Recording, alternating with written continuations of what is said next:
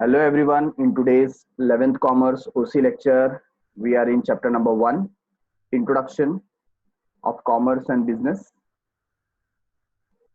So let us take what we have done in the last lecture. We have started with human activity, introduction part, that is subdivided into non-economic activities and economic activity. Again, economic activity is divided into business, profession and employment. So what are non-economic activity? Activity which are done with a motive to promote culture, religious और sentimental thoughts.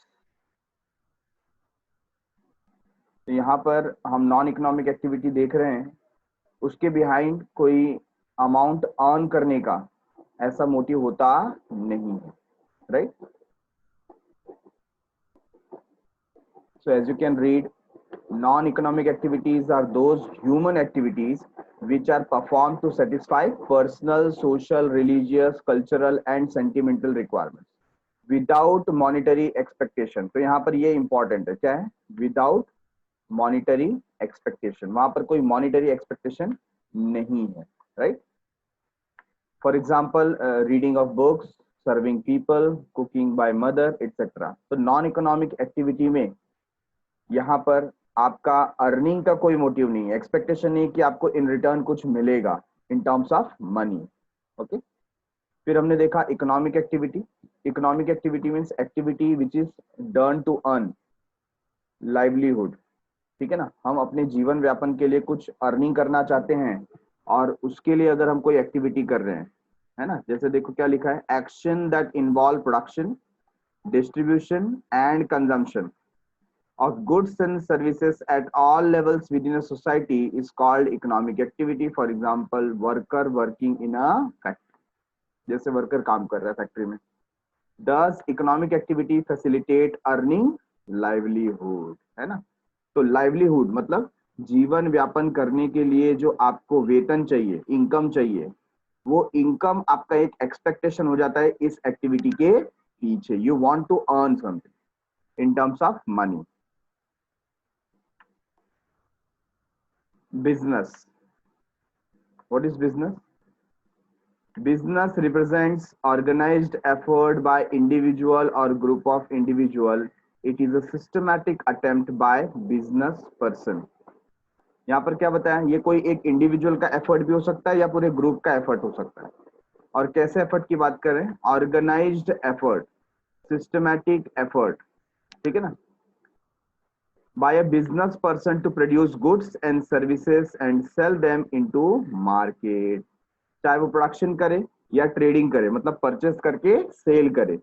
ठीक है ना, तो ये जो organised effort है, specific effort है, systematic effort है ऑफ प्रोडक्शन एंड डिस्ट्रीब्यूशन. ठीक है, इसे क्या बोलेंगे हम, बिजनेस. अच्छा, ये क्यों कर रहे हैं, to reap the reward by way of profit, ताकि इससे उनको क्या मिले, प्रॉफिट मिले. It satisfies multiple and complex need of the society. और इसके साथ साथ एक बिजनेसमैन जो सोसाइटी का नीड होता है उसको भी वो सेटिस्फाई करता है. Getting it everyone? तो हमने ये बिजनेस का पार्ट देखा था लास्ट लेक्चर में. फिर हमने डेफिनेशन देखा बिजनेस के बारे में. इस डेफिनेशन में से, इन दो डेफिनेशन में से एक आपको बाय हार्ट करना है.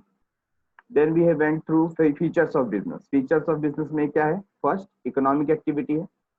नंबर 2, बिजनेस हमेशा वहां पर मिनिमम 2 पार्टीज इन्वॉल्व होती है, 2 से ज्यादा भी हो सकती है. मोटिव क्या है, मोटिव है प्रॉफिट का. प्रॉफिट है तो बिजनेस है, अगर प्रॉफिट का मोटिव नहीं होगा तो बिजनेस नहीं होगा, right? Production of goods and services, यहाँ पर या तो आप प्रोडक्शन करते हो या तो आप ट्रेडिंग करते हो, परचेस करके सेल करते हो. Exchange of goods and services, exchange of goods and services for money और मनीज वर्थ, पैसे या पैसे जैसी दूसरे चीजों के लिए आपके पास जो सरप्लस गुड्स है उसे आप क्या करते हो, एक्सचेंज करते हो, और बदले में you want something in return, consideration. ठीक है ना, तो ये जो पैसा आपको मिल रहा है ये आपके अर्निंग के लिए है. Dealing in goods and services, तो अगर आप बिजनेस कर रहे हैं तो या तो आप गुड्स या तो सर्विसेज में डील करते हैं, या तो आप कोई प्रोडक्ट बना करके सेल कर रहे हैं, प्रोडक्शन करके डिस्ट्रीब्यूट कर रहे हैं, या फिर आप परचेस करके डिस्ट्रीब्यूट कर रहे हैं एज अ ट्रेडर। और क्या हो सकता है, आप सर्विस प्रोवाइड कर रहे हैं, फॉर एग्जांपल आप डॉक्टर हैं, लॉयर है, या आप आपका सलून है कि नहीं। तो ऐसे जो लोग हैं वो क्या प्रोवाइड करते हैं, सर्विस प्रोवाइड करते हैं, तो ही आपका बिजनेस होगा। उसमें हमने दो टाइप के प्रोडक्ट देखे, एक तो कंज्यूमर गुड्स जो कंज्यूमर के द्वारा डिमांड किए जाते हैं, और दूसरा कैपिटल गुड्स जो प्रोड्यूसर के द्वारा डिमांड किए जाते हैं, just like machinery, plant, furniture, है ना, it is demanded by producer. Point number 7, continuity in dealing. मैंने बताया था अगर आप बिजनेस कर रहे हैं तो ये कोई सिंगल एक्ट नहीं है, this is not a single act, it is a continuous approach, है ना। आप उसी प्रोडक्ट में डील करते हैं और आपका ये डीलिंग रिकरिंग होता है। मैंने एग्जांपल क्या दिया था, जस्ट लाइक आपके घर में स्क्रैप कलेक्ट हो गया है, रद्दी कलेक्ट हो गई है, आप कभी 2 महीने में 3 महीने में एक बार जाकर के रद्दी बेच करके आते हो, स्क्रैप सेल करके आते हो, क्या आप बिजनेस कर रहे हैं, answer is no. One time activity को हम बिजनेस बोलते नहीं है, it should be in continuity. Continuity in dealing, every business require regularity in transaction. हर एक बिजनेस में क्या होनी चाहिए, रेगुलरिटी, कंटिन्यूटी होनी चाहिए।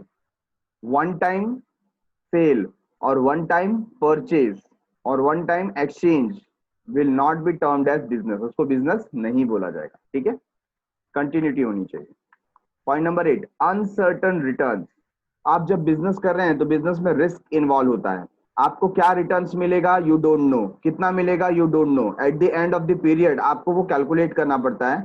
किसी साल ज्यादा इनकम जनरेट हो सकती है, किसी साल नहीं हो सकती है। हम डेली बेसिस पे देखेंगे तो कोई डे पर ज्यादा बिजनेस हुआ, ज्यादा सेल हुआ, कोई डे पर बिजनेस ही नहीं हुआ, ऐसा भी होता है। तो रिटर्न्स आपके कैसे होते हैं, अनसर्टन होते हैं, यू डोंट नो कि एग्जैक्टली कितना रिटर्न आपको मिलेगा। Element of risk, each and every business whether small और जायंट, है ना, उसको रिस्क होता ही है। There is no business without risk, बिना रिस्क के कोई बिजनेस होता नहीं। ओके, तो जब आप बिजनेस कर रहे हैं तो your business involve risk. Customer satisfaction, ये एक और मोटिव है बिजनेस का। तो बिजनेस सिर्फ प्रॉफिट अर्न करना नहीं, कस्टमर सेटिस्फेक्शन को भी अपना मोटिव रखता है।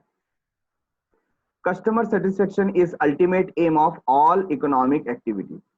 जो भी आपकी इकोनॉमिक एक्टिविटी है, and business is not exception to it. तो जो भी आप इकोनॉमिक एक्टिविटी करते हैं या बिजनेस करते हैं, वहां पर कस्टमर सेटिस्फेक्शन होना बहुत जरूरी है, क्योंकि अगर कस्टमर सेटिस्फेक्शन नहीं है तो वो पर्टिकुलर कस्टमर फिर से आपको विजिट करेगा नहीं, फिर से आपसे परचेस नहीं करेगा। उसके साथ साथ जो नए कस्टमर बन रहे हैं वो भी धीरे धीरे आपको छोड़कर चले जाएंगे। तो यहाँ पर कस्टमर टर्नओवर बढ़ जाएगा, ये ना बढ़े, है कि नहीं। तो हमको क्या करना है, कस्टमर्स को सेटिस्फाई करना है, जिससे हमारा कस्टमर बेस बढ़ना चाहिए, ज्यादा से ज्यादा कस्टमर्स आने चाहिए। Modern business believes in satisfying the customer by providing quality product and services at a reasonable price. आज की तारीख में हम कस्टमर को सेटिस्फाई करने के लिए मैम जी तोड़ मेहनत करते हैं। उसके अंदर हम देखते हैं कि कस्टमर को बेटर से बेटर क्वालिटी मिले, बेटर सर्विसेज मिले, और वो भी रीजनेबल प्राइस पे, कम प्राइस पे। The purpose of the business is to create and retain the customer. तो बिजनेस का पर्पस है कि नए नए कस्टमर्स क्रिएट करना और उन्हें रिटेन करना, मतलब वो कस्टमर आपको छोड़कर ना जाए। ओके, तो ये हमने फिनिश किया था features of business. Now next term is profession. What is profession? When you are specialized in some particular activities, or you have taken a specialized degree to perform some activity, just like आपने doctor की degree ले ली है ना, तो you are now specialized. Specialized किसके लिए specialised है आप? पेशेंट्स को चेक करने के लिए, है ना। तो यहाँ पर इसे हम बिजनेस नहीं बोलेंगे, हम इसको किसकी कैटेगरी में रखेंगे? प्रोफेशन, ठीक है ना। लाइक लॉयर, चार्टर्ड अकाउंटेंट, ये सब क्या है? ये सर्विस प्रोवाइडर है, ये प्रोफेशनल्स हैं, इन्होंने इसके लिए डिग्री ली हुई है और ये प्रोफेशनल सर्विस प्रोवाइड करते हैं, स्पेशलाइज्ड सर्विस प्रोवाइड करते हैं। ये कैसे स्पेशलाइज सर्विस प्रोवाइड कर पाते हैं? Due to their educational knowledge and special skill. इनके पास एजुकेशनल नॉलेज है, उसको परफॉर्म करने की डिग्री है, ठीक है ना, और इसी के थ्रू वो सर्विसेज को रेंडर करते हैं। आप लॉयर के पास जाओ तो कोर्ट में वो आपको रिप्रेजेंट करेगा, इसके लिए वो फीस चार्ज करता है कि नहीं? तो इसके लिए वो उसने क्या की है? उसने वकालत की पढ़ाई की है। लॉयर का, एडवोकेट का उसने क्या किया है? कोर्स किया हुआ है, तो ये कर पा रहा है। तो यहाँ पर प्रोफेशन मतलब क्या होता है? आपने किसी पर्टिकुलर फील्ड में स्पेशलाइजेशन किया। अच्छा, एम क्या है प्रोफेशन का? तो वो हम फीचर्स में देख रहे हैं। Point number 1, aim. Every profession is practice for earning money. सही बात है, हर एक प्रोफेशन जो है वो पैसा कमाने के लिए होता है। Also they render services to their client and solve their problem. अपने क्लाइंट को वो क्या दे रहे हैं? सर्विसेज प्रोवाइड कर रहे हैं, और उनके जो पर्टिकुलर प्रॉब्लम्स हैं उसको क्या करते हैं? सॉल्व करते हैं। तो ये मेन एम है सर्विस प्रोवाइडर का या प्रोफेशनल्स का।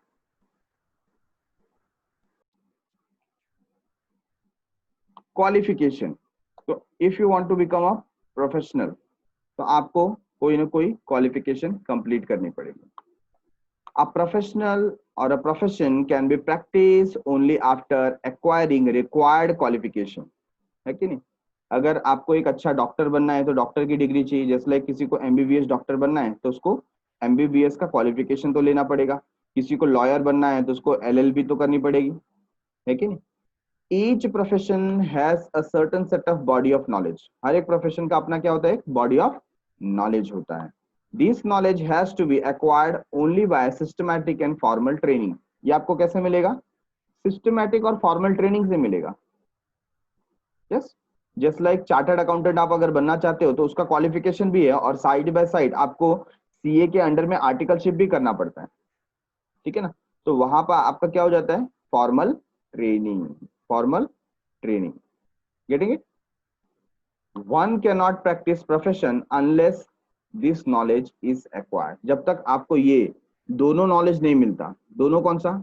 एक तो थियरी और दूसरा प्रैक्टिकल नॉलेज, है ना, फॉर्मल ट्रेनिंग। ये दोनों नॉलेज जब तक आपके पास नहीं आता तब तक आप प्रोफेशनल बन पाओगे नहीं। Point number 3, financial return. जैसे एक बिजनेसमैन है, उसको रिटर्न्स में क्या मिलता है? प्रॉफिट। क्या मिलता है? प्रॉफिट। ऐसे ही एक प्रोफेशन है, प्रोफेशनल है, उस प्रोफेशनल को क्या मिलेगा? फीस मिलेगा। क्या मिलेगा? फीस, है ना? जैसे डॉक्टर, लॉयर, चार्टर्ड अकाउंटेंट, ये क्या चार्ज करते हैं? ये चार्ज करते हैं फीस, ठीक है ना?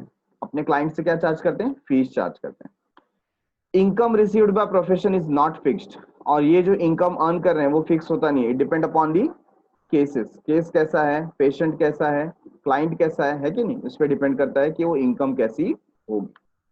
Professional can be employed in an organization और सेल्फ एम्प्लॉयड। तो इनको कोई आप जॉब भी दे सकते हैं। जस्ट लाइक कोई डॉक्टर है तो किसी हॉस्पिटल में जॉब भी कर सकता है, या फिर जॉब करने की जगह वो अपना खुद का क्लिनिक भी ओपन कर सकता है। सेम वे चार्टर्ड अकाउंटेंट का भी होता है। उसको किसी कंपनी में जॉब करना है तो जॉब करे, या खुद का ऑफिस ओपन करना है तो ऑफिस भी ओपन कर सकता है, ठीक है? तो इट डिपेंड फाइनेंशियल रिटर्न आपको कहां से मिलेगा, कैसा मिलेगा। तो ये फाइनेंशियल रिटर्न के बेसिस पे क्या चार्ज करते हैं? फीस चार्ज करते हैं, ठीक है? A working chartered accountant get salary, but those who practice privately, that is self employed, get fees. तो जो किसी कंपनी में काम कर रहे हैं उनको क्या मिलता है? चार्टर्ड अकाउंटेंट्स को सैलरी मिलता है। और जो सेल्फ एम्प्लॉयड है, मतलब जिन्होंने खुद का ऑफिस ओपन करके रखा हुआ है, उनको क्या मिलेगा? Fees. They are charging fees.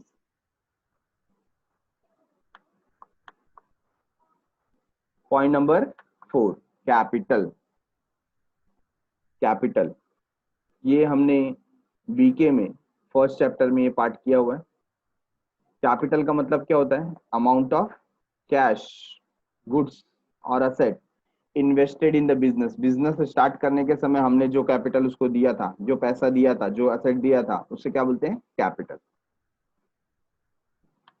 Profession can be practice independently और professionals can work under someone. तो आप खुद से काम करना चाहते हो तो खुद से करो, अगर आप एक प्रोफेशनल हो, या किसी के अंडर में काम करना चाहते हो तो किसी के अंडर में भी कर सकते हो।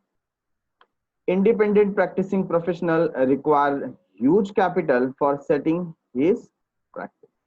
तो अगर आपको खुद का बिजनेस स्टार्ट करना है, खुद का मतलब ऐसा प्रोफेशन स्टार्ट करना है, क्लिनिक स्टार्ट करना है या खुद का ऐसा ऑफिस पुट करना है, तो इसमें क्या करना पड़ेगा, आपको ह्यूज इन्वेस्टमेंट डालना पड़ेगा, मतलब ज्यादा से ज्यादा कैपिटल लगाना पड़ेगा. Registration and membership. registration and membership. Here they are talking about if you want to become a professional, just like आप चार्टर्ड अकाउंटेंट बनना चाहते हो, तो सीए बनने के लिए आपको क्या करना पड़ेगा, 12th के बाद सबसे पहले आपको सीए फाउंडेशन के लिए रजिस्टर करना पड़ेगा. उनका 3 लेवल्स में एग्जाम होता है, ठीक है ना, सीए फाउंडेशन, एग्जीक्यूटिव और लास्ट में सीए फाइनल. तो ये फाइनल क्लियर करने के बाद फिर आपको सर्टिफिकेट ऑफ प्रैक्टिस लेना पड़ता है, सीओपी, किससे, institute of chartered accountant of India से. तो वहां जब आप सर्टिफिकेट लेते हो तो आप क्या बन जाते हो, मेंबर, है ना. जैसे ही आपका फाइनल एग्जाम कंप्लीट होता है, आप मेंबरशिप फीस पे करके वहां के मेंबर बन जाते हो, ठीक है. तो अगर आपको कोई प्रोफेशनल डिग्री लेनी है या फिर आप कोई प्रोफेशनल वर्क करना चाहते हो, तो उस पर्टिकुलर इंस्टीट्यूट में आपका रजिस्ट्रेशन होना चाहिए और वहां का मेंबरशिप आपको मिलना चाहिए. Some professions have a council which regulates the activities of professionals. कुछ ऐसे बॉडीज हैं जो इन प्रोफेशनल को क्या करते हैं, रेगुलेट करते हैं, मतलब उनके लिए रूल्स एंड रेगुलेशन तय करते हैं. जैसे इंडिया में है इंडियन डॉक्टर्स एसोसिएशन, आईडीए. तो जितने भी डॉक्टर्स हैं उनका एक एसोसिएशन है, ये एक बॉडी है, तो उनको रिकॉग्नाइज करती है, रूल्स एंड रेगुलेशंस बनाती है. These professionals have to register them with their respective council and get certificate of practice. क्या बता दिया कि रिस्पेक्टिव काउंसिल जो है, जैसे यहाँ पर देखो एग्जांपल दिया है, bar council of India for lawyer. अगर आप एक लॉयर बनना चाहते हो तो बार काउंसिल ऑफ इंडिया जो है वहां से आपको क्या लेना पड़ेगा, डिग्री लेनी पड़ेगी, मेंबरशिप लेना पड़ेगा, ठीक है. ऐसे ही आईसीएआई फॉर चार्टर्ड अकाउंटेंट और दूसरा Indian medical association for doctors, बराबर है. The code of conduct mention by their respective council must be strictly followed. जो rules and regulation code of conduct आपको वो पर्टिकुलर इंस्टीट्यूट देता है वो आपको फॉलो करना पड़ेगा. जैसे अगर आप चार्टर्ड अकाउंटेंट है तो आईसीएआई जो आपको बोलता है, जो रूल्स एंड रेगुलेशन देता है, वैसा ही आपको फॉलो करना पड़ेगा. यस. तो इससे क्या समझ में आता है कि अगर किसी पर्टिकुलर प्रोफेशन में आपको जाना है, डिग्री लेनी है, तो उस पर्टिकुलर इंस्टीट्यूट में आपका रजिस्ट्रेशन होना चाहिए एंड अलोंग विद दैट आपको वहां का मेंबरशिप मिलना चाहिए. क्या मिलना चाहिए, मेंबरशिप, ठीक है. तो यहाँ पर जो कुछ एग्जांपल्स दिए थे कि अगर आपको लॉयर बनना है तो बार काउंसिल ऑफ इंडिया, यहाँ से आपका रजिस्ट्रेशन और मेंबरशिप होना चाहिए. चार्टर्ड अकाउंटेंट का आपको कोर्स करना है तो आईसीएआई है ना, वहां का आपका रजिस्ट्रेशन ऑफ मेंबरशिप होना चाहिए. और ये जो इंस्टीट्यूट है ये क्या देता है आपको, ये आपको रूल्स एंड रेगुलेशन देता है. जैसा कोड ऑफ कंडक्ट बताता है वैसा आपको फॉलो करना पड़ेगा. अगर आपने उनके दिए हुए इंस्ट्रक्शन को फॉलो नहीं किया तो आपके ऊपर उचित कार्रवाई की जा सकती है. They may take proper action against you, ठीक है, if you are not following their code of conduct. तो यहाँ पर वही लिखा है, the code of conduct mentioned by their respective council must be strictly followed by every professional.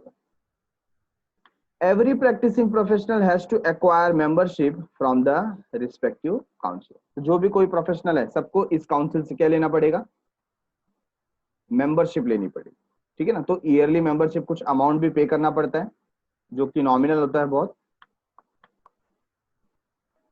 Number 6, non transferability. आप अपना ये डिग्री, अपना नॉलेज ट्रांसफर नहीं कर सकते. What does it mean, profession can not be transfer to other person. For example एक व्यक्ति chartered accountant है, अब वो बूढ़ा हो गया है, अब उससे काम उतना नहीं होता, वो चाहता है वो अपने बेटे को ये पूरा का पूरा जो वर्क है वो दे दे. क्या वो ऐसा कर सकता है, आंसर इज नो. क्यों, क्योंकि उसका सक्सेशन कौन ले सकता है? जो पर्टिकुलर पर्सन चार्टर्ड अकाउंटेंट है कि नहीं? तो एक चार्टर्ड अकाउंटेंट ही दूसरे चार्टर्ड अकाउंटेंट का काम कर सकता है। Without degree holder, without professional degree achiever वो उसको कर सकता नहीं है कि नहीं? तो यहाँ पर आप अपना जो प्रोफेशन है किसी और को ट्रांसफर नहीं कर सकते। जस्ट लाइक कोई डॉक्टर है, ठीक है ना, और उसका क्लिनिक चल रहा है और उसके बेटे ने इंजीनियरिंग किया है, और बाद में डॉक्टर बोलता है भी मुझसे क्लिनिक संभाला नहीं जाता है, तो अपने जगह पे मैं इंजीनियर को बिठा देता हूँ, चलेगा क्या? नहीं चलेगा, है ना, क्योंकि यहाँ पर आप अपने प्रोफेशन को ट्रांसफर कर सकते नहीं। On the will of the professional. For example, a doctor cannot transfer his medical practice to his son or daughter who has not completed concerned medical education. अगर उसके डॉक्टर ने या सॉरी उसके daughter ने या सन ने अगर मेडिकल एजुकेशन नहीं लिया है तो वो अपना जो भी कुछ प्रोफेशन है उसको ट्रांसफर कर सकता नहीं। नेचर ऑफ वर्क, तो क्या नेचर ऑफ वर्क होता है? अगर आप एक प्रोफेशनल हैं तो आप क्या चार्ज करते हैं? फीस चार्ज करते हैं। क्यों चार्ज करते हैं? In exchange of expert service, है ना, वो एक्सपर्ट सर्विस देने का जो आपने प्रण लिया है या जो आप सर्विस प्रोवाइड कर रहे हो उसके लिए आप फीस चार्ज करते हैं। फॉर एग्जाम्पल जो मेडिसिन है, मेडिसिन तो आपको कहाँ मिलती है? जो फार्मा स्टोर है ना, जो मेडिकल स्टोर्स हैं वहां से भी आपको मेडिसिन मिल जाएगी। बट कौन सी मेडिसिन कितने क्वांटिटी में कितने दिन तक खानी ये कौन बताएगा? डॉक्टर बताता है। तो डॉक्टर ये अपने नॉलेज का, है ना, सर्विस आपको प्रोवाइड कर रहा है, तो उसका वो फीस चार्ज करता है। For example an architect designs the layout of office for fees, तो ऑफिस का लेआउट बनाता है, फीस चार्ज करता है, ठीक है। Now third part is employment. हम क्या देख रहे हैं यहाँ पर? इकोनॉमिक एक्टिविटी का हमने बिजनेस पार्ट देखा, हमने देखा profession, now we are looking at employment.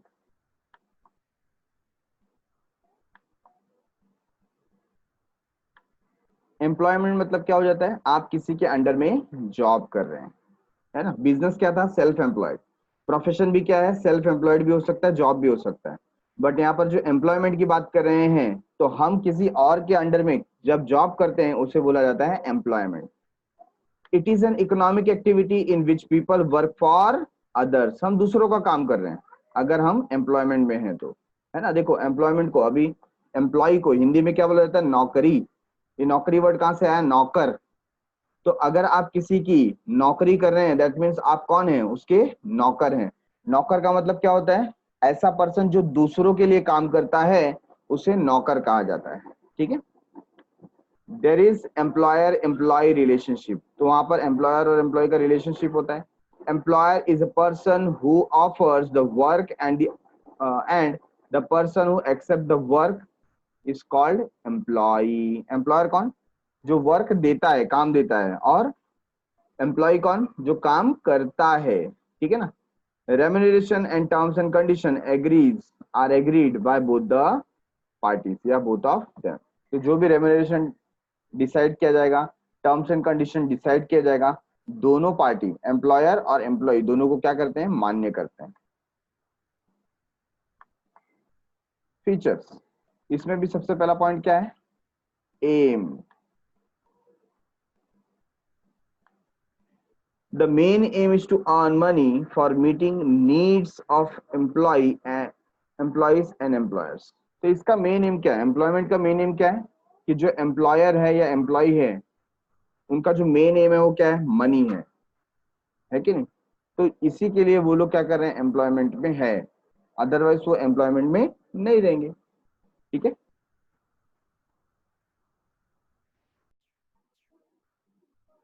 तो क्वेश्चन अराइज होता है ये रेम्यूनरेशन का मतलब क्या है?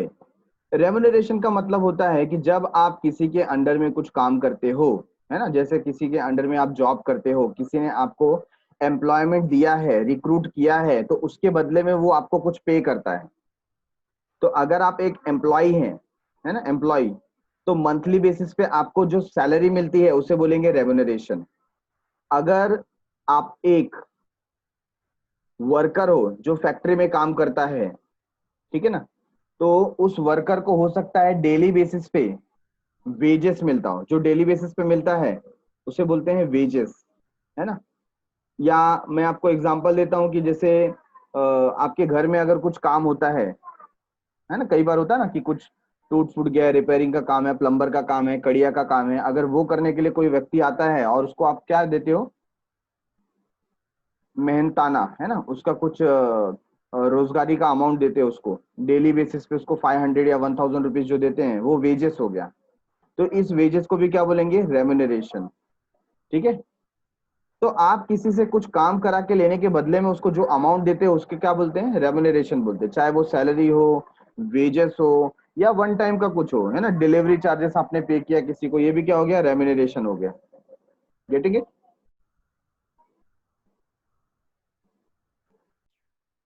Point number 2 is qualification.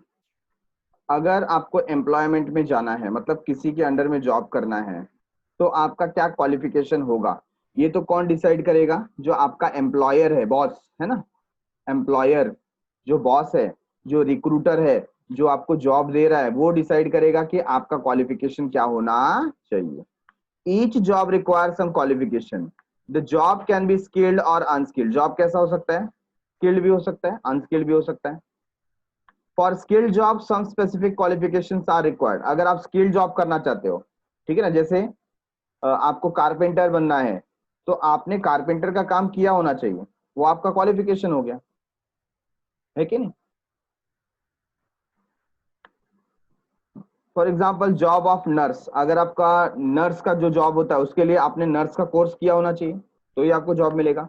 But no specific qualification for unskilled job is necessary. लेकिन अगर आप अनस्किल्ड जॉब करना चाहते हो तो उसके लिए कोई क्वालिफिकेशन जरूरी नहीं है, लाइक ऑफिस बॉय, है ना। या तो आपने बहुत बार देखा होगा कि ये जो डेली वेज अर्नर रहते हैं उनके साथ में एक बेगारी आता है। बेगारी मतलब जो स्किल्ड पर्सन नहीं है, सिर्फ हेल्पर के तौर पर वो आता है कि नहीं। जैसे आपको घर में कलरिंग कराना है, तो जो स्पेसिफिक पर्पस के लिए जो लोग आते हैं, जो जो मेन पेंटर है ना, उनके साथ में एक कौन आएगा, हेल्पर आता है। वो हेल्पर को एक्चुअली कोई स्किल वगैरह है नहीं, तो उसका कोई क्वालिफिकेशन का नीड नहीं होता। ठीक है ना। जैसे यहाँ पर बात की गई ऑफिस बॉय, ऑफिस बॉय का क्वालिफिकेशन 8th पास या 10th पास है तो भी चलेगा। Okay. Next, monetary return. Businessman को क्या मिलता है, प्रॉफिट। प्रोफेशनल को क्या मिलता है, fees.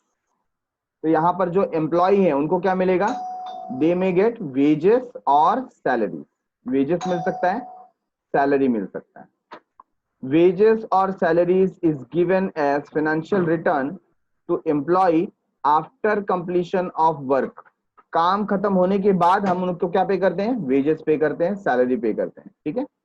Wages are decided in advance before appointment. Wage आपको पहले डिसाइड करना पड़ता है। जैसे आपको अपने पर्टिकुलर प्लेस पे, आपके आपके घर में, आपके ऑफिस में आपको कलर कराना है, तो जो पर्टिकुलर पर्सन आएगा ना कलर का काम करने के लिए, पेंटर जो आएगा, उससे आपको पहले नेगोशिएट करना पड़ेगा कि फाइनल प्राइस क्या है। वो जो प्राइस बताएगा कि ठीक है आपका जो घर का कलर है मैं 50,000 रुपीज में या 60,000 रुपीज में कर दूंगा, ठीक है ना। तो ऐसा आपको पहले से प्री डिसाइड करना पड़ता है। Wages are paid on daily और वीकली बेसिस। बट जो वेजेस है वो कैसा होता है, डेली बेसिस होता है। रोज का रोज आप मेहनताना देते हो, आज काम किया, आज का पैसा आज मिल गया, या हफ्ते में एक बार आपको आपका पैसा मिल जाता है। तो वेजेस हम डेली या वीकली बेसिस पे पे करते हैं। Salary is paid monthly. Salary तो महीने महीने मिलता है।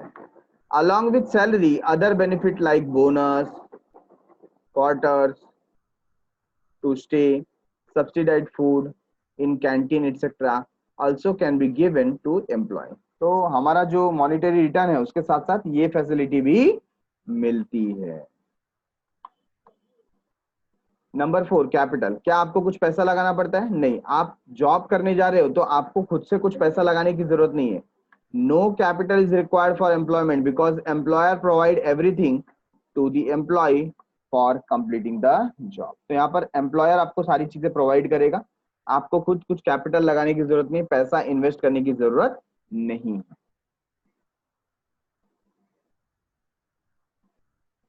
Point number 5, registration. जैसे हमने प्रोफेशन में देखा था, वहां पर किसकी जरूरत थी, रजिस्ट्रेशन की जरूरत थी। क्या यहाँ पर आपको किसी रजिस्ट्रेशन की जरूरत है, आंसर इज नो, ठीक है, no registration is required. Every employee has to follow the rules and regulations mentioned in the terms and condition of the employment contract.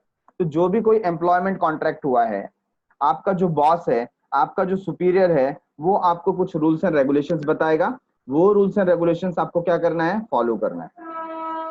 ठीक है. नंबर 6, क्या आपको जो जॉब मिला है आप किसी और को ट्रांसफर कर सकते हो? नहीं, ऐसा आपका बॉस नहीं चाहेगा, है ना. आप बोलोगे सर मेरे जगह पे कल से ये आएगा, होगा क्या ऐसा? नहीं, बॉस पहले बोलेगा कि ठीक है तुम जाओ, तुम्हारी जगह पे किसको रखना है दैट आई विल डिसाइड, है कि नहीं. तो this is the decision of superior employer. तो आप अपना जो जॉब है वो ट्रांसफर कर सकते नहीं है.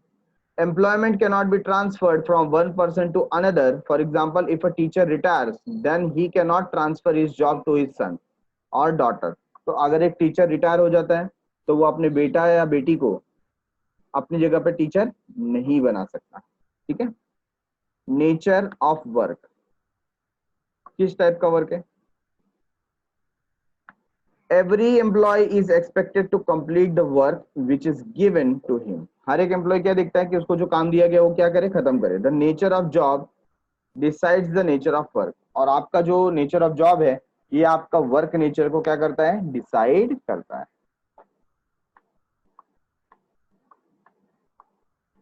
तो इस तरीके से हमने 3 चीजें फिनिश की, बिजनेस, प्रोफेशन एंड एम्प्लॉयमेंट. ठीक है. तो go through all these points, and if you have any doubt just let me know. Make it quickly. Business objective, अगर आप कोई बिजनेस स्टार्ट करना चाह रहे हैं तो उसका क्या ऑब्जेक्टिव होगा, उसका एम क्या है, that we are going to discuss here. All business activities are guided by objectives. They are further classified as economic objective, social objective. तो बिजनेस जब आप कर रहे हैं तो आपका 2 ऑब्जेक्टिव हो सकता है. एक तो इकोनॉमिक ऑब्जेक्टिव, मतलब आपका माइंडसेट है मुझे प्रॉफिट अर्न करना है, मैं पैसे कमाने के लिए बिजनेस कर रहा हूं, ऐसा है ना. तो इसको क्या बोलते हैं, इकोनॉमिक ऑब्जेक्टिव. दूसरा ऑब्जेक्टिव क्या है, हाँ प्रॉफिट तो ठीक है, प्रॉफिट तो होना ही चाहिए, बट इसके साथ साथ जो सोसाइटी में लोग रह रहे हैं उनका बेनिफिट भी होना चाहिए. अगर आपका ऐसा इंटेंशन है तो उसमें क्या आ गया, सोशल ऑब्जेक्टिव. तो दोनों को एक एक करके देखते हैं. पहले हम लोग देख रहे हैं इकोनॉमिक ऑब्जेक्टिव. इकोनॉमिक ऑब्जेक्टिव में पॉइंट ए है अर्निंग प्रॉफिट. तो ये सबसे बेसिक है. Profit is required for survival of the business and for its growth. अगर आपको सर्वाइव करना है, बिजनेस चलते रहे, ग्रोथ होते रहे, तो इसके लिए प्रॉफिट बहुत जरूरी है. Without profit there is no business. Business टिकेगा नहीं. ज्यादा से ज्यादा 3 से 4 साल 5 साल लॉस करोगे, और कितना करोगे, आपको बाद में बिजनेस बंद ही करना पड़ेगा. तो बिना प्रॉफिट के बिजनेस चलेगा नहीं. ठीक है. सर्चिंग न्यू कस्टमर, तो ये इकोनॉमिक एक्टिविटी नंबर 2 क्या है, नए कस्टमर्स को सर्च करना.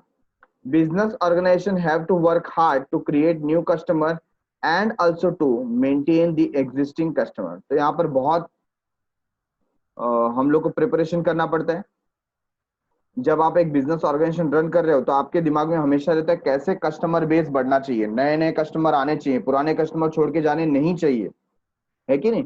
तो आप कस्टमर्स को अट्रैक्ट करने की कोशिश करते हैं, और उसके लिए जो भी कुछ बन पड़े, है ना, एडवर्टीजमेंट करना पड़े, सेल्समैनशिप करना पड़े, एग्जीक्यूटिव को रखना पड़े. ठीक है. तो बिजनेस का काम होता है अपने कस्टमर को सेटिस्फाई करना और मेंटेन करके रखना, रिटेन करके रखना. Innovation, if you are in business तो आपको हमेशा ध्यान रखना पड़ेगा you have to provide something new. कुछ नया दें आप, वो इनोवेशन हो गया. इट इज अ डेवलपमेंट और positive change which results into improvement in product और प्रोसेस ऑफ प्रोडक्शन. तो जब आप बिजनेस एक्टिविटी कर रहे हैं यहाँ पर, तो इसके डेवलपमेंट के लिए आपको कुछ ना कुछ चेंजेस करते रहने पड़ेंगे. It has to spend money on research and development. R&D पे आपको पैसा लगाना पड़ेगा, मार्केट सर्वे करना पड़ेगा और टेक्नोलॉजी का इस्तेमाल करना पड़ेगा, है ना. Point number D, best possible use of resources. तो अगर आप एक बिजनेस चला रहे हैं और आपको अच्छा खासा प्रॉफिट करना है तो आपको वेस्टेज को मिनिमाइज करना पड़ेगा. किसको, वेस्टेज नहीं होना चाहिए. और अगर वेस्टेज नहीं होगा तो आप अपने रिसोर्सेस का बेस्ट से बेस्ट यूटिलाइजेशन कर सकते हैं। ठीक है, so resources are scarce and have alternative usage, क्योंकि एक पर्टिकुलर रिसोर्स का बहुत सारा यूसेज हो सकता है। They should be use to its maximum and should avoid wastage.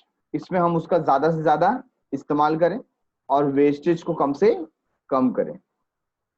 Optimum use of resources ultimately leads to increase profit. और अगर आपने रिसोर्सेस का ऑप्टिमम यूटिलाइजेशन किया, अच्छे से यूटिलाइजेशन किया, तो क्या होगा? It will leads to increase in profit, तो ऑटोमेटिकली प्रॉफिट इंक्रीज होगा। ठीक है, सो इनोवेशन का पॉइंट रिपीट कर रहे हैं। इनोवेशन क्या होता है?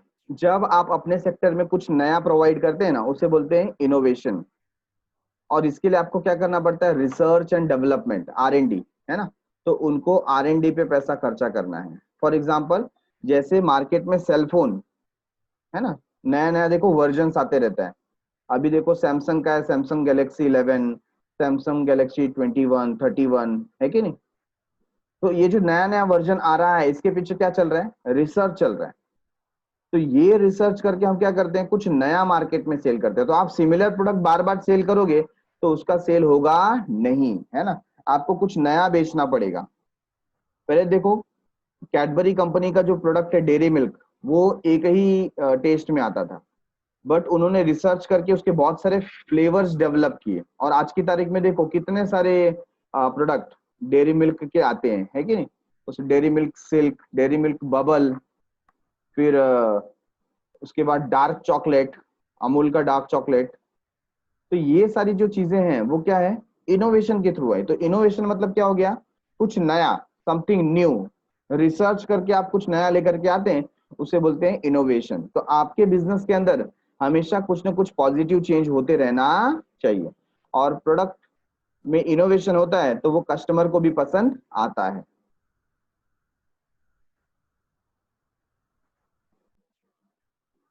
Point number 2, social objective. अभी अभी क्या फिनिश किया हमने? इकोनॉमिक ऑब्जेक्टिव फिनिश किया, है ना? इकोनॉमिक ऑब्जेक्टिव में क्या क्या था? Earning profit, searching new customer, innovation and best possible use of resources. अब हम देख रहे हैं सोशल ऑब्जेक्टिव की तरफ। What is social objective? First है supplying quality product. Supplying quality product. Every business has to provide quality products to its customer. देखो ये यहाँ पे सोशल की बात की है ना, तो हम यहाँ पर सिर्फ पैसा कमाने के बारे में नहीं सोचेंगे, हम ये भी सोचेंगे कि अच्छी क्वालिटी का प्रोडक्ट कस्टमर को मिले, ताकि उसका जो नीड है वो सेटिस्फाई हो, है कि नहीं? तो हर एक बिजनेस ऑर्गेनाइजेशन है, every business has to provide quality products to its customer.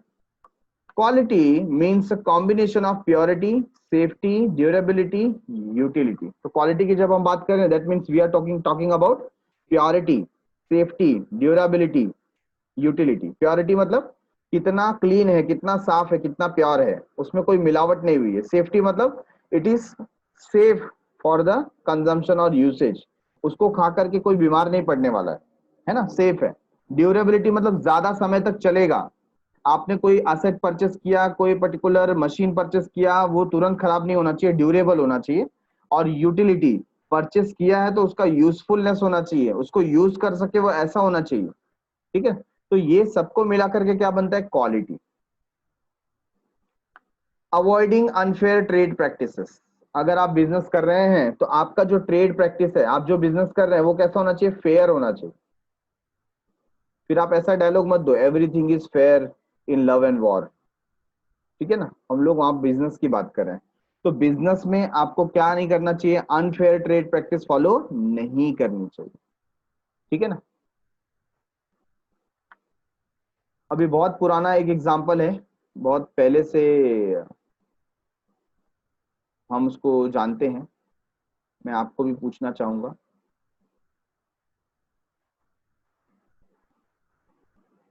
यहाँ पर आपके सामने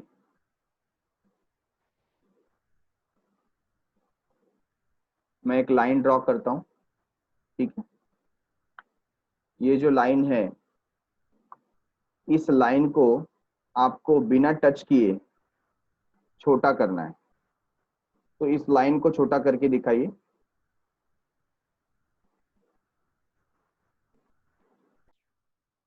तो यहां पर जब मैंने ये बोला कि इस लाइन को बिना टच किए आपको छोटा करना है, तो आपने उसको कट नहीं किया। कट करने की वजह आपने क्या की, उसके जगह पर एक दूसरी लंबी लाइन वहां पर ड्रॉ की, राइट है। तो इसी को हम बोलते हैं अनफेयर। और फेयर क्या बोलते हैं, फेयर प्रैक्टिस। फेयर प्रैक्टिस मतलब बिना किसी को तकलीफ पहुंचाए हमको अपना काम करना है कि नहीं। सो यहाँ पर यही बात है, when we are talking about unfair trade practice, है ना, तो आप अपना बिजनेस चलाने के लिए किसी और के बिजनेस में दखल ना दीजिए। Like black marketing, misleading advertisement, wrong measurement, etc. should be avoided. It is important for survival and growth of the business unit. Business unit के growth के लिए, survival के लिए आपको जो गलत तरीके हैं उसको यूज नहीं करना चाहिए, क्योंकि एक बार पता चल गया कि आप ऐसे तरीकों का इस्तेमाल करते हैं, आपका बिजनेस ज्यादा दिन तक चलेगा नहीं। लोग नहीं प्रेफर करेंगे, नए कस्टमर कभी नहीं बनेंगे, ठीक है ना। तो अनफेयर ट्रेड प्रैक्टिसेस आपको बिजनेस में इस्तेमाल नहीं करनी है। You should be fair enough. Point number C, employment generation. आपका सोशल ऑब्जेक्टिव क्या है। आप बिजनेस कर रहे हैं तो आप सेल्फ एम्प्लॉयड तो हैं, साथ ही साथ आप दूसरों के लिए भी क्या क्रिएट करें, जॉब अपॉर्चुनिटी। लोग आकर के आपके पास जॉब कर सकें। Business is a socio economic institution. Business should create job for skilled and unskilled people. उनके लिए जॉब क्रिएट करना चाहिए। It should provide employment opportunity to economically backward and दिव्यांग पर्सन, है ना। तो यहाँ पर जो दिव्यांग पर्सन, दिव्यांग मतलब यहाँ पर जो फिजिकली डिफरेंटली एबल्ड पर्सन है उनको हम क्या बोलते हैं, दिव्यांग। तो जो इकोनॉमिकली बैकवर्ड हैं मतलब जो गरीब हैं या हैंडीकैप हैं, ऐसे जो व्यक्ति हैं उनके लिए भी आपको जॉब अपॉर्चुनिटी क्रिएट करना चाहिए। Welfare of employ. आप बिजनेस में है तो आपका एक सामाजिक काम ये भी है ना। सोशल एक्टिविटी क्या हो जाता है इसके अंदर, सोशल रिस्पॉन्सिबिलिटी, कि आपके यहाँ पर जो एम्प्लॉय काम कर रहा है उसका भी वेलफेयर आपको देखना चाहिए। Skilled and unskilled worker are the part of the society, so if employ are properly taken care of it brings welfare to the society. अगर हम उनका अच्छे से देखभाल करते हैं, प्रॉपर टाइम पे उनको सैलरी वेजेस पे करना, है ना, और उनको कोई परेशानी है तो उसको दूर करना, तो हम क्या कर रहे हैं, सोशल वेलफेयर भी कर रहे हैं। These can be achieved by providing fair and regular remuneration। तो उनका जो रेमुनरेशन बनता है, चाहे वो सैलरी हो, वेजेस हो, फीस हो, कुछ भी हो, वो टाइम पे देना।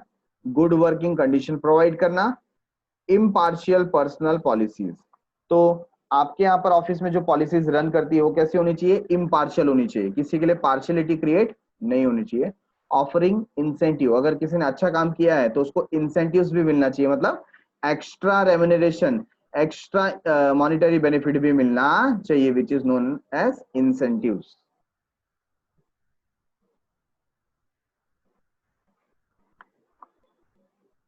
Point number E, help to solve social problem. जो सामाजिक तकलीफ है ना, उसको भी सॉल्व करने में आप मदद कर सकते हैं। Due to rapid industrialization many social problems arises like traffic jam, growth of slums, air and water pollution, etc. Business should be aware of this and should try to reduce them। तो business को क्या करना चाहिए, इन सबको कम से कम करना चाहिए, है ना। क्योंकि बिजनेस डेवलप होने की वजह से क्या होता है, जहां पर सिटी एरिया में ज्यादा बिजनेस डेवलप होता है तो वहां पर माइग्रेंट्स आ जाते हैं, दूसरे जो राज्य है वहां के लोग आते हैं, वहां पर स्लम्स जो है, झोपड़पट्टी का जो एरिया है ना, झोपड़ी वगैरह क्रिएट करते हैं। फिर उस पर्टिकुलर एरिया में ट्रैफिक जाम्स बहुत ज्यादा होते हैं। तो आपको यह ध्यान रखना है कि ये सब जो प्रॉब्लम है उसको कम किया कैसे जा सके। जैसे वाटर पोल्यूशन हो रहा है तो उसके लिए क्या सोल्यूशन है, एयर पोल्यूशन हो रहा है तो ज्यादा से ज्यादा ट्री प्लांटेशन करें, ठीक है ना। स्लम्स वगैरह डेवलप हो गए तो आप खुद कॉटेज वगैरह बना करके प्रोवाइड करें अपने एम्प्लॉय को, ताकि स्लम्स नहीं बनाए जाए। ट्रैफिक जाम है तो आप कार पूलिंग के लिए कुछ इंसेंटिव दें। जैसे आप अपने एम्प्लॉयज को बोल सकते हैं कि आप अपने एम्प्लॉय को बोले कि आप अपने अपनी कार डेली मत लेकर के आइए, आप ऑड इवन बेसिस पे लेकर के आ सकते हैं, या कार पुलिंग कीजिए, 4-5 लोग एक ही कार में बैठ करके आओ, तो ऐसा जो आएगा उसको अवार्ड मिलेगा, रिवॉर्ड मिलेगा। तो ऐसे में क्या हो सकता है, ट्रैफिक जैम्स कम हो सकते हैं। Okay, number F, contributing to the welfare of the society. Society का वेलफेयर में कंट्रीब्यूशन देना, हेल्प देना। तो बहुत सारे लोग डोनेशन वगैरह देते हैं, कुछ सामाजिक कार्य रहता है। तो business house should take care of general welfare of the society. For that they should give donation for good cause. इसके लिए उन्हें क्या देना चाहिए, डोनेशन देना चाहिए। Offering scholarship for higher education, तो स्कॉलरशिप वगैरह दे सकते हो हायर एजुकेशन के लिए। तो टोटल कितने पॉइंट देखे हमने, एफ तक देखे, A B C D E F, total 6 points. ठीक है, पहला क्या था, supplying quality product. Next, avoiding unfair trade practices. Next, employment generation.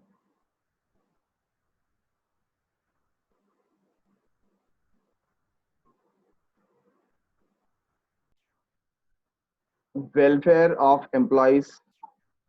Point number E, help to solve social problem, contributing to the welfare of the society, society के welfare में contribute करना।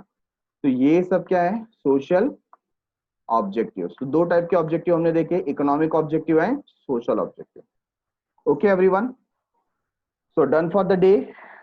Thanks a lot for watching. Meet you in the next episode. Bye bye.